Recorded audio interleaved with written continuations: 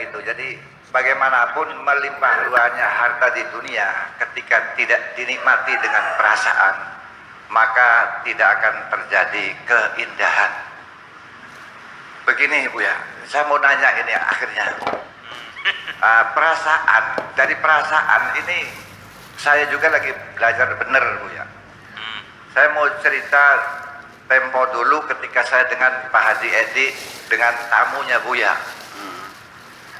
Tamunya Buya itu di Sompang di situ. Saya tanya, Mas mau kemana, mau ketemu Buya? Terus mereka dia cerita, saya tanya udah berapa kali, belum pernah, mau ketemu sekarang. Cerita panjang dia itu Buya, bahwa saya dulunya orang yang yang sangat berdosa gitulah riwayatnya mah. Sekarang saya pengen tobat dan pengen ngaji, ketemu dengan Buya setelah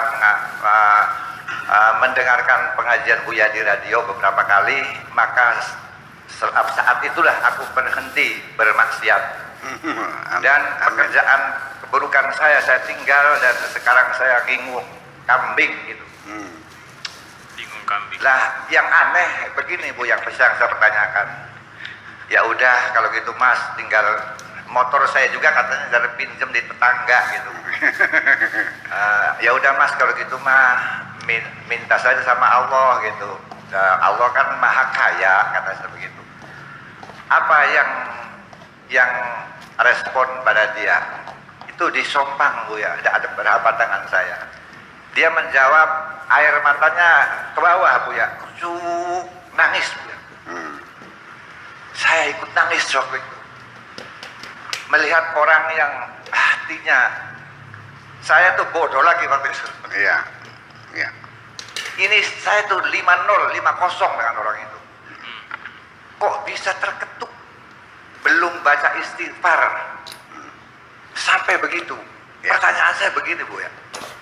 Saya yang belajar bener, ingin merasakan baca istighfar juga, kadang-kadang muntuk cangkeme rasanya tidak merasakan dosa juga. Iya, minta ampun itu tanpa merasakan punya dosa, ya, tidak akan mungkin terketuk hatinya dengan Tuhan. Ya. Jadi minta ampun juga perlu perasaan bahwasanya melakukan dosa. Kalau tidak merasakan dosa, kapan kita minta ampun? Nah itu tamunya Buya. Saya tuh itu manusia apa malaikat? Akhirnya saya titip ke Pak Haji Edi, Pak Haji saya mau pulang, Pak Haji tolong temukan ini orang dengan Buya. Itu nangis Buya. Jadi pertanyaan saya, itu kok bisa begitu? Jadi masalahnya, nah, sekarang Buya dulu pernah mengatakan cinta itu tidak mengenal usia. Yes. Barangkali cintanya orang dengan Allah itu jelas, dari situ tidak mengenal wong sing kudu sorbane landung, Ya. dudu sing batuke kapalen. Artinya hidayah Allah tuh masya Allah luar biasa Bu ya. Ya.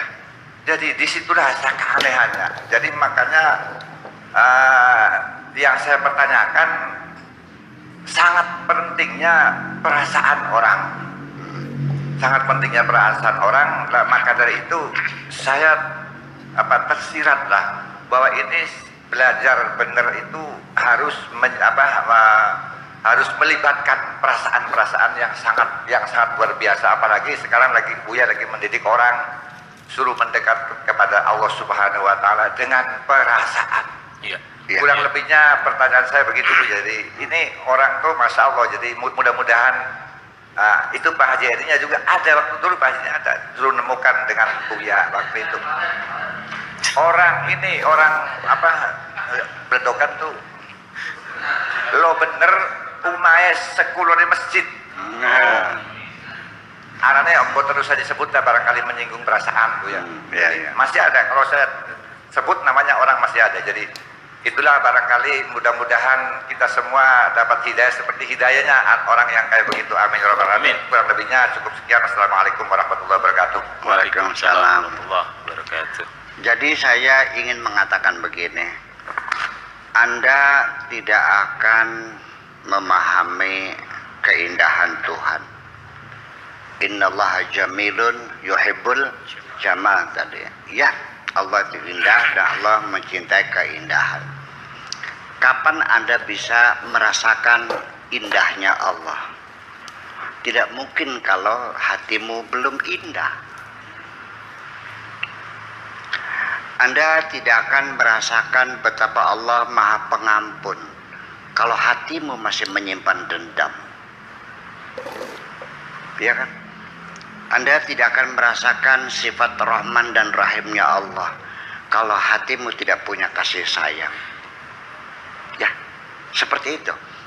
Jadi artinya itu refleksi dari perasaan kita sendiri. Kalau orang itu hatinya sedang bahagia, semuanya indah. Termasuk saya melihat wajah-wajah yang lucu-lucu ini menyenangkan sekali. Karena hati saya lagi indah. Ketika saya lagi sumpah, lagi marah, melihat wajahnya menyebalkan semua. Jadi akhirnya berpulang dari kita sendiri. Itu masalah hati. Pikiran juga sama. Luasnya alam ini itu hanya bisa dimengerti oleh orang yang pikirannya luas, pengetahuannya banyak, pengalamannya panjang. Ya, yang mondar-mandir Jakarta, Surabaya, London, Prancis dan sebagainya, kan begitu. Pergaulannya luas, pengetahuannya banyak, akan merasakan betapa luasnya alam ini. Tapi orang yang ilmunya enggak ada, sekolah enggak, tinggalnya di kampung, nanam semangka, ya 400 bata, hanya tiap hari di situ, ya merasakan dunia sebesar itu. Ya kan begitu. Nah, makanya bisanya kita melihat alam ini terang benderang sebetulnya itu adalah ketika hati kita disinari oleh Tuhan, baru kegelapan akan hilang. Makanya yukhrijuhum minadh-dhulumati ilan nur. Tetapi sebaliknya, yukhrijuhum minan nuri ilal dhulumat, sebaliknya. Kalau kitanya terang, ya semuanya menjadi terang, jelas semuanya. Kalau hatinya kita gelap, ya menjadi gelap semua. Jadi bisa bolak-balik. Ada orang yang tadinya hatinya terang jadi gelap, ada yang tadinya gelap menjadi terang. Tergantung. Kalau yu'minu bitaghut, ya yukhrijuhum minan nuri ila dhulumat, menjadi gelap gulita. Gelap, pandangan matanya gelap. Nah itu, makanya jadi kita begini. Supaya namanya bukan mengalihkan perasaan, tapi mengelola rasa, ya, mengelola gitu. Jadi artinya bagaimana supaya hati kita diterangi oleh Allah, atau istilah sekarang apa ya, pencerahan, ya.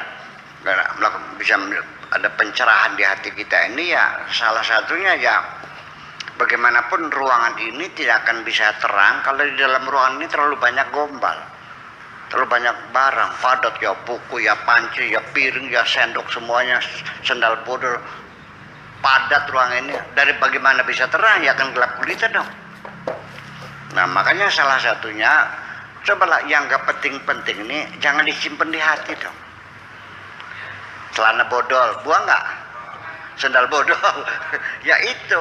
Jadi sendal-sendal bodol, baju bodol, itu kan kenangan-kenangan lama, itu udah buang dong, jadi simpan terus. Jadi terlalu banyaknya padatnya memori kita, itulah yang menyebabkan kita menjadi ruangan itu menjadi gelap gulita.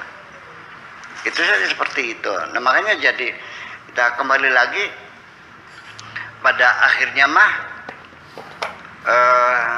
seseorang itu akan bergerak, akan berusaha dan berkeinginan. Pertama yang karena psikomotoriknya dulu, adanya muncul keinginan.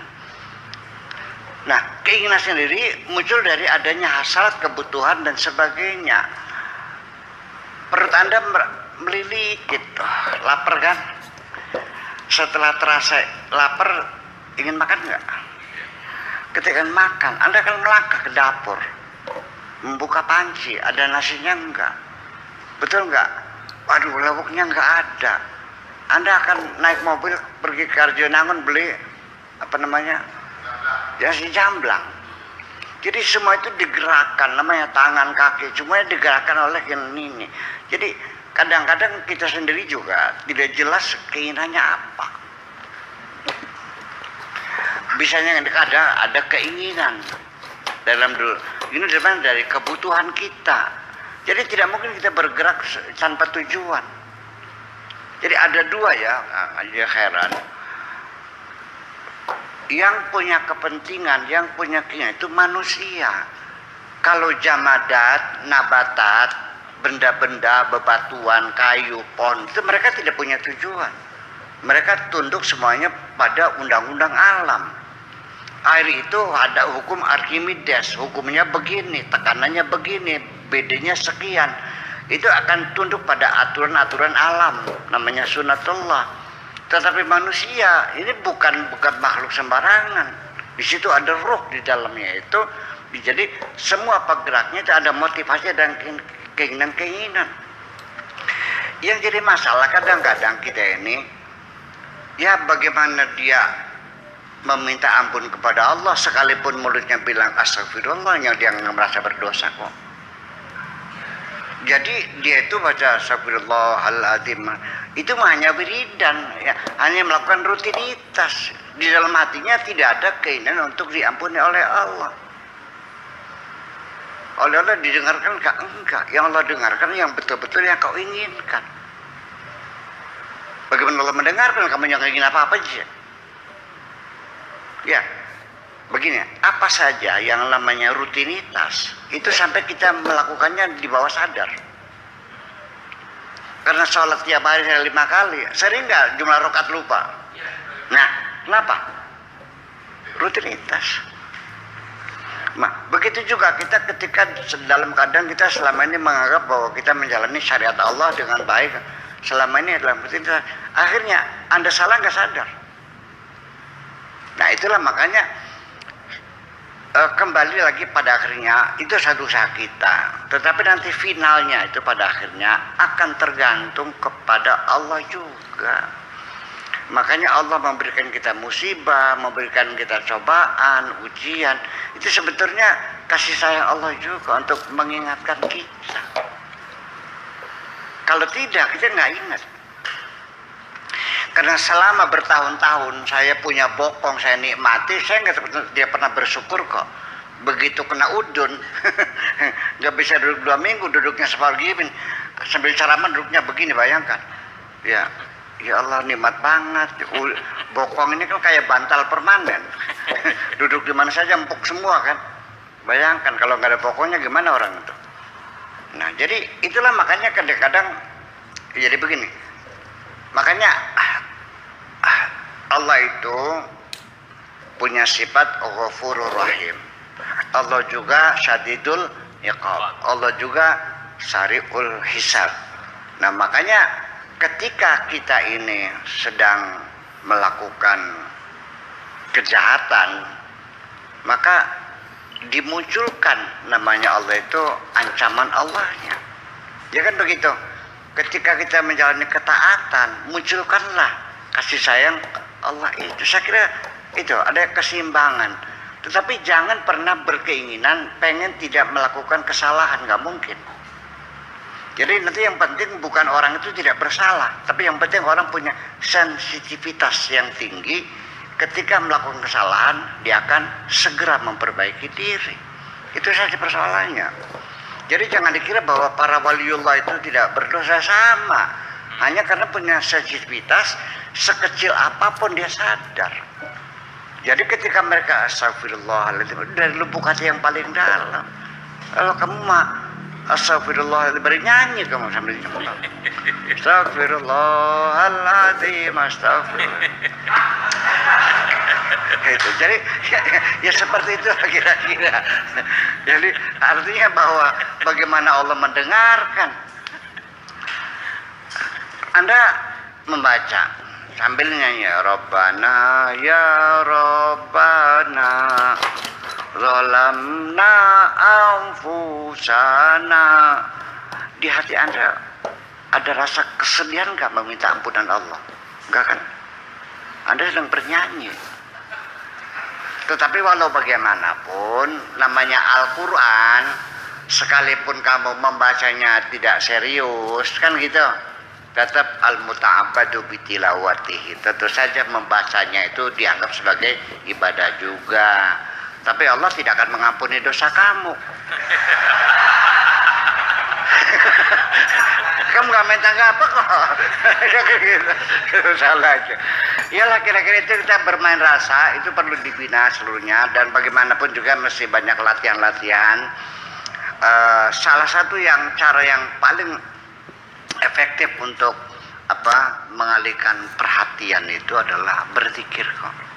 Ala bidzikrillah tasma'innul qulub. Ada orang sedang kena trauma ya, sedang kena fobia, rasa takut. Kenapa saya suruh baca la ilaha illallah 10.000 setiap malam? Dengan dia baca la ilaha illallah, la ilaha illallah, dia konsentrasi, dia lupa penderitanya, melupakan rasa takutnya. Itu sangat efektif. Makanya zikiran itu bagi saya ada gunanya memang untuk bersambung dengan Allah, ya kan? Ada gunanya juga untuk mengalihkan perhatian. Ibaratnya seperti dulu kita konfrontasi dengan Malaysia, itu tidak boleh kita nyetar radio Malaysia karena berita kan berita provokasi. Caranya gimana? Nih udaranya di jam, cep. Jadi kalau kita buka radio Malaysia itu yang terdengar nggak jelas, krasak krosok sepanjang tahun. Dulu tuh begitu caranya. Ya sekarang juga YouTube juga sama ya diblokkan sama saja. Nah zikiran itu juga fungsinya untuk mengecek supaya gelombang-gelombang yang tidak produktif itu bisa disingkirkan. Itu makanya ala bidzikrillah tatmainnul qulub. Terima kasih.